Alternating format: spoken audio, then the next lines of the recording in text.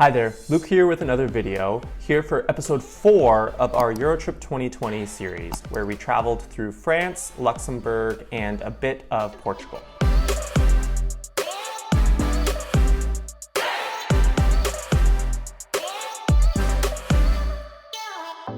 Today, in episode 4, we're going to talk about our time in the Bretagne region of France. From where we last left off in episode 3, we were in the Normandy town of Bayeux, and we woke up early the next morning to take the train to Bretagne.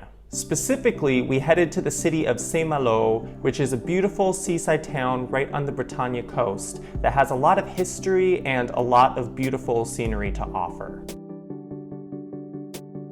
From the train station, we walked into the old walled part of the city where our hotel was located. After checking into the hotel and dropping off our bags, we headed to Les Remparts de Saint Malo, where rempart means basically these tall walls that surround the city and are a great vantage point to get nice views of Le Grand Bay, or the Big Bay, and some of the nice beaches and old fortified historic walls in this area of the city.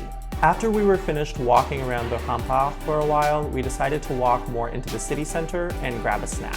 We went to a place called Queen Amman. I'm not sure about the pronunciation because a lot of the words that you see in Bretagne are from the Breton language, which is a Celtic language, and that means that the spelling, you can tell the words are quite different from French. Here we tried a tasty chestnut crepe, as well as what's called a galette de saucisse, which is kind of like a cold buckwheat crepe filled with sausage and Emmental cheese. Unsurprisingly, this town also had a beautiful church, which we came to find out during the course of our trip in France. Pretty much every town in France has a church, and most of them are really stunningly beautiful, even the smaller ones.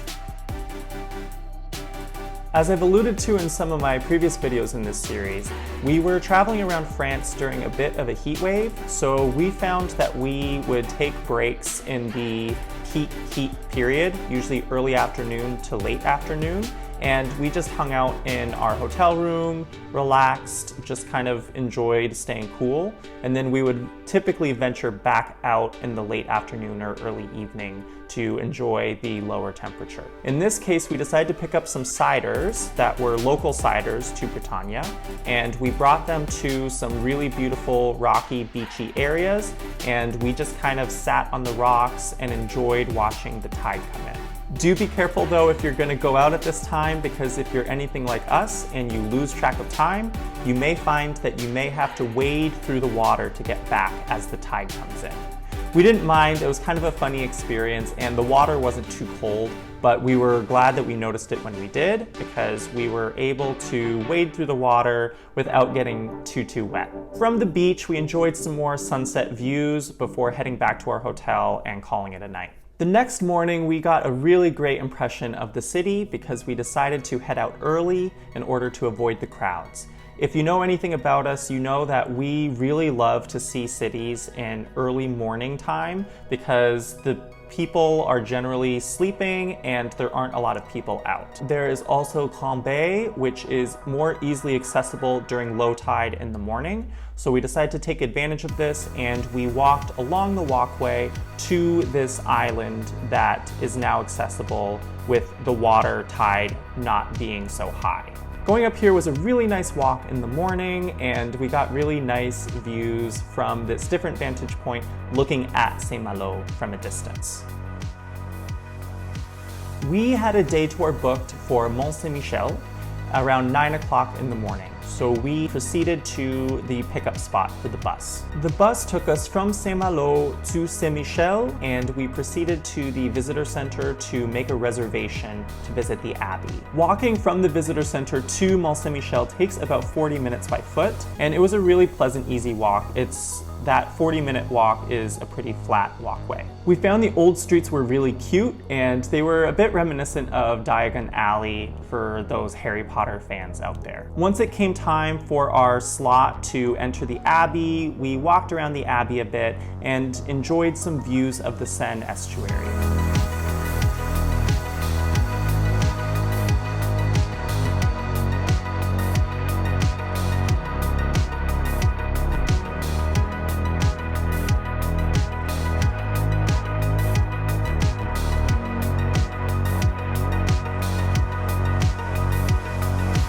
I would say really the part that we enjoyed the most of visiting Mont St. Michel was actually the views from below, where you can get really nice views of the mount from the beach.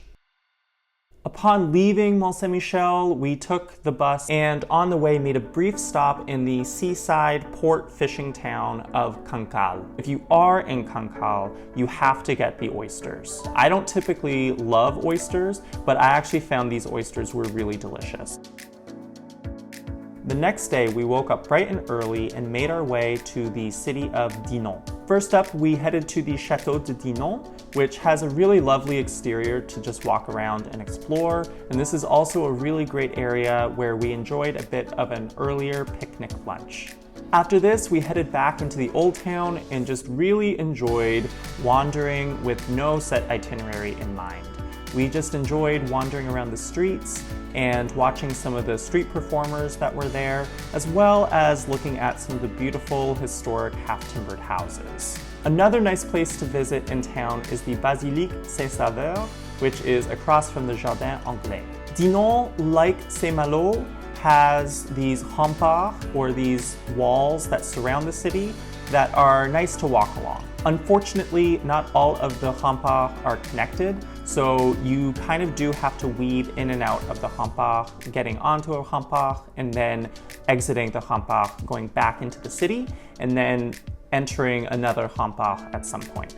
But it used to be that the remparts were all connected, completely surrounding the city. But still, I think that this is a really lovely way to explore the city because you get really nice views of not just the city itself, but also some of the surrounding nature, because there are some really beautiful trees that you see off in the distance as well. And it just has a really historic, charming feel to it. We then, unsurprisingly, continued to the local church, because as I mentioned, every town in France has a nice church that's probably worth visiting for one reason or another. In this town, we particularly liked the church for its beautiful and interesting stained glass window designs. We stopped for a coffee at a local cafe and then proceeded to the Tour l'Horloge, which means the clock tower, and we climbed to the top and got really stunning panoramic views of the city.